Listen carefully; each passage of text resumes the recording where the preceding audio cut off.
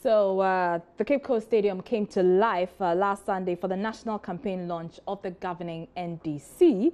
Hundreds of the party's supporters came from all 10 constituencies to participate in the fanfare that greeted the campaign launch with messages of how the government has invested heavily in infrastructure and in addressing the energy crisis to a large extent. But for many of the parliamentary aspirants who attended, the charge from General Secretary Johnson Asiedu Nketia was that they should reclaim all lost parliamentary seats and capture new ones. And I'd like to begin from Upper East Region. Shall we have all the candidates for Upper East Region for the National Democratic Congress in 2016 elections? Please rise up from wherever you are and be recognized by the party. There they are. Wave your white handkerchief. Wave your white handkerchief. Ladies and gentlemen,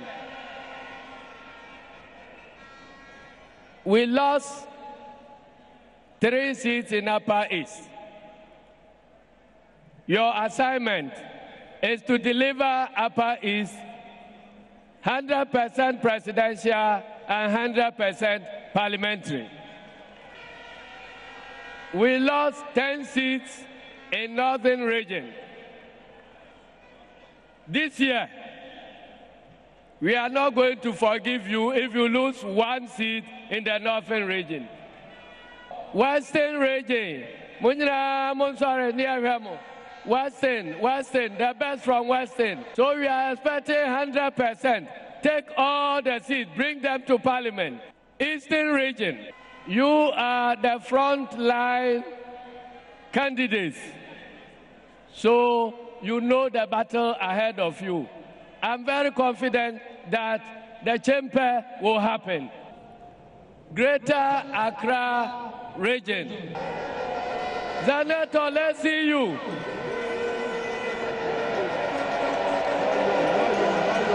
We will expect the results for Colin Clotet to be announced first.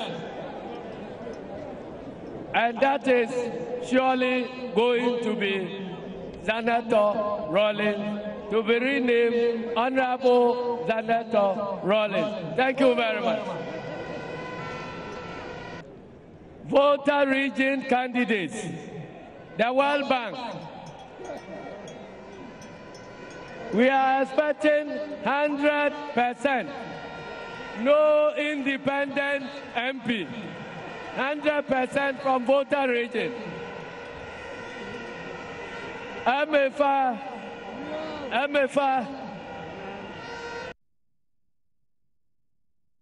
So that's the NDC General Secretary Johnson Asiedu Nketia there instructing the regional coordinators to reclaim all lost seats. Later on, we'll be doing some more perspective on this. But still on the campaign, celebrity endorsements of politicians are nothing new, and they come in thick and fast, especially when elections are fast approaching. I'm joined in the studio very soon. I'll be joining the studio by Ibrahim Bako of our entertainment desk. But let's listen to John Dumelo, who endorsed the president yesterday when he went up on the campaign platform with him.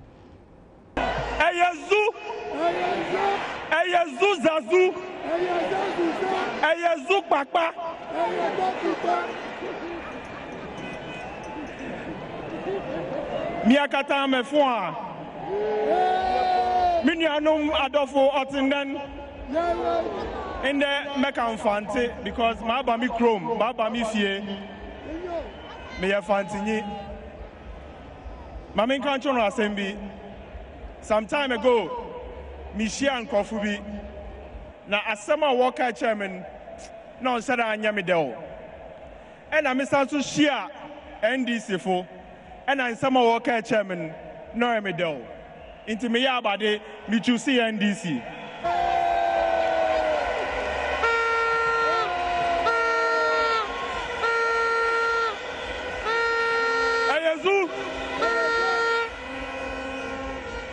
The NDC party is a tolerant party, is a peaceful party, Yempe gidi gidi gidi gidi gidi gidi. Yempe basa basa basa basa basa. Atasa. Onunti me tomensa me fre youth ni nyina wo Ghana ne de hwe. Wo pede Ghana ko yenyima. One bra NDC. Because we are the party that will move Ghana forward from now to eternity. Let me extend the invitation to the youth in the MPP. This is the time to join the winning team. The time to join is now. God bless you, God bless Ghana, and God bless the NDC. Thank you very much.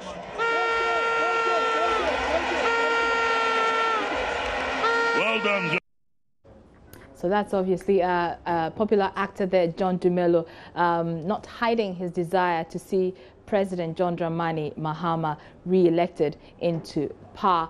But as I said, we're going to do some sort of analysis on this, celebrities endorsing politicians. And in this case, yesterday's campaign launch, who was spotted there? Ibrahim Bako of our entertainment desk joins me now. Ibrahim, good to see you. Thank you, Araba. All right. So who else did we spot at this campaign Okay, launch? so we spotted John Dumelo, who everybody has seen, Mr. Beautiful. There also was Amanzaba and Amachidede. Well, Ophir Kam Jogoto and Ebi Bright, we already know have. They are even vying for MPship in NDC. So these are the... How true are reports that, Yvonne Nelson or Yvonne Okoro were there as well? No, I didn't spot any of them. Neither did I see any of them. Nor have I heard of any talks of them. Because, Yvonne Nelson, I know, was in Sorakope with her team on set. They were shooting. So these are the people we have seen there. But another name that came up was the president of Musica. That's Bice Obour. Yeah. Bice Obour. Bice Obour, I wouldn't be surprised. I won't be surprised, though it's not been confirmed. But I wouldn't be surprised because we all know that he has a few times has thrown her support for NDC. So I wouldn't be surprised if he were to be there. Yes. Okay. So also, we saw Amachidede performing there. Yes, is this an endorsement of the president's candidature? It got a lot of people surprised because they were thinking that Amachidede will be for NPP. So Amachidede getting on the NDC campaign stage, then it meant, yes, it's an endorsement, because if you don't believe in it, you won't be there. If you don't support it, you won't go. Let's say it's even for business. But once you're seen on that stage, everybody will accrue to the judgment that, oh, okay, he's also for NDC. So I believe he knew all these before getting on stage. Once you get on that campaign stage, it means I am endorsing it. I believe in it. That is why I'm even supporting it with my brand. Believe you me, it is not just the business that they are doing. Anybody who will get on that stage means I support it. Irrespective of the fact that they didn't give a speech like John Dumelo did, but you're associating it with your brand. Of course. It means that I believe in it. But we do have to point out, it's just an assumption now. It's just an assumption now. He may be doing it for the money. Oh, well, we can only speculate. All right. Remember, what the artist did back in 2008 on the NPP platform, these are artists who really believed in NPP, so they got on there. Yes, speculative that he might have been doing it for the business or for the money, or he might be believing in them. That's why he's doing it. All right. Thank you very much, Ibrahim Bako of our entertainment desk there. You're watching Election Brief.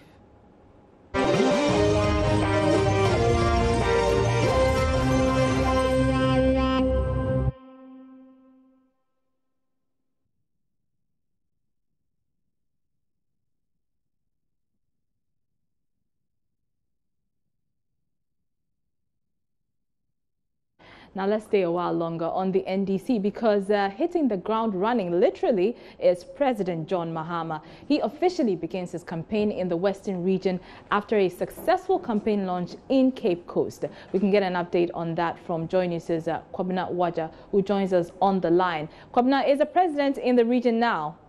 No, as we speak, he's not in, but then we understand that he'll be in very early tomorrow morning. And what is he expected to do there whilst he's in the region?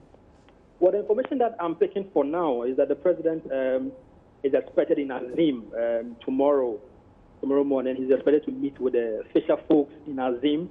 And Azim, I understand, there's a national event happening there where the issue of premixed fuel is expected to which is a major concern for the fishermen, that will be discussed. Again, issues relating to the distribution of some outboard motor is also expected to take center stage during his visit to Axim. Now, why Axim? Now, we report that about some 3 months ago, there were some tidal wave issues in Axim which claimed the lives of some fishermen. The president visited Axim about 3 months ago, so this will be the second in about 3 months. Now, from Axim, I understand he will be in the Lubu in the Jomoro district to meet party faithfuls there, and then he will end his day one tour of the Western region in Yinase, where he's also expected to meet party folks there.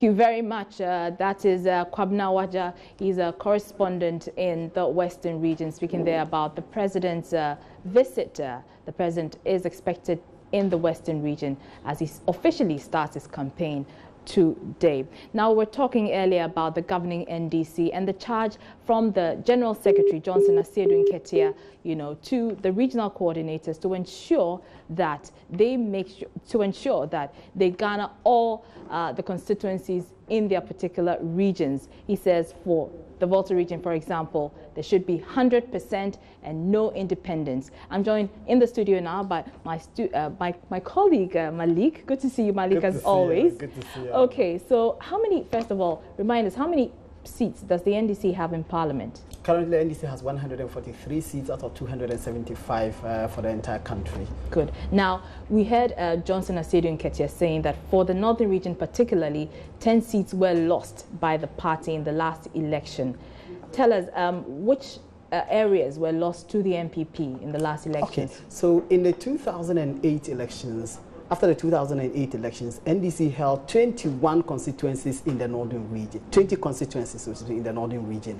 After the 2012 elections, NPP got 10 of those constituencies. And I think the problem has largely been in the Mamprugu areas. The Yagaba Kubar constituency, for example, used to be an NDC constituency. The NPP pulled that back. There are many other constituencies that the NPP took from the NDC. And this was largely seen as Bawumia's influence, because remember that Bawumia is a Mamprushi. Yeah. So in the Mamprugu areas, the NPP got all of those seats from the NDC, because those seats used to be held by the NDC. Because the Northern region generally, as I pointed out, in 2008, NDC had 20 seats out of the 27 or 29 seats in that constituency.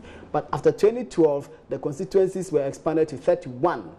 NPP got, in the Northern region, NPP then got 20 out of the 31. NDC got 10, and then I think there was one independent person who won one of the seats. Okay. So I think that the NDC has never been happy about this massive loss to the NPP. That was why you heard Johnson Asiedu Nketia, the General Secretary of the party, saying that if the coordinators allow the NPP to retain those seats or even to win more, they will not be forgiven. Right. What he's expecting, that they will fight back and take those constituencies back from the NPP. Let's go to the Eastern region. We do know that the NDC is embarking on an ambitious campaign to get half the seats in that particular region. Is this an uphill task for them?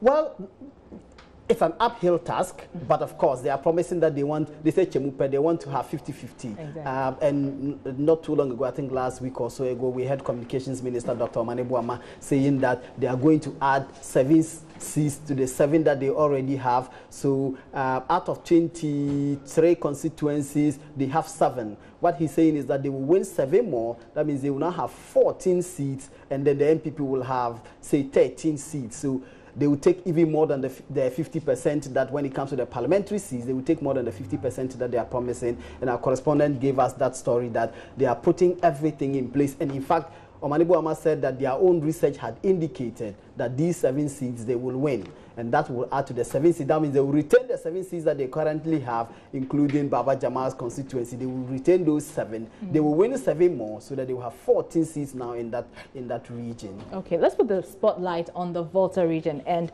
in Johnson Asiedu Nketia's own words, he says, we are expecting nothing less than 100%. Why is that? Well, it's because traditionally the Volta region has always voted an NDC. I mean, it's been said in mundane circles that if you were to present a goat in any of those constituencies, you can trust that the goat will win against an MPP candidate. So it's the reason why he is very confident that they will win all of that. And I think in 2012, they won 25 seats. The MPP had just one in that region. So if he says that they will win 100%, it means they want to snatch the one that the NPP won in 2012, and then they will have 26 seats. That means they are sweeping all the 26 seats in that region. And he has a basis for saying that because traditionally, historically, the Volta region has voted in bloc for the NDC. All right, thank you very much. And that is my Joy Online editor, Malik Abbas there. Thank you.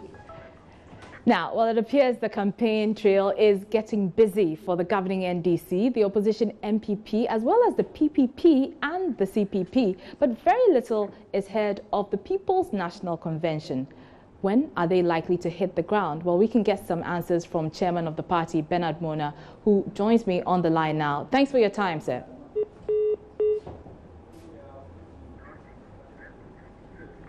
Well, unfortunately, we've lost Bernard Mona there. But on to other stories. And the Progressive People's Party's parliamentary candidate for the Ofuase Ayerebi constituency in the Eastern Region, John Mahama, who switched camp from the MPP after losing the primary to former broadcaster Kojo Oppong-Nkrumah, appears to be lacing his boots to give the PPP its first seat in Parliament.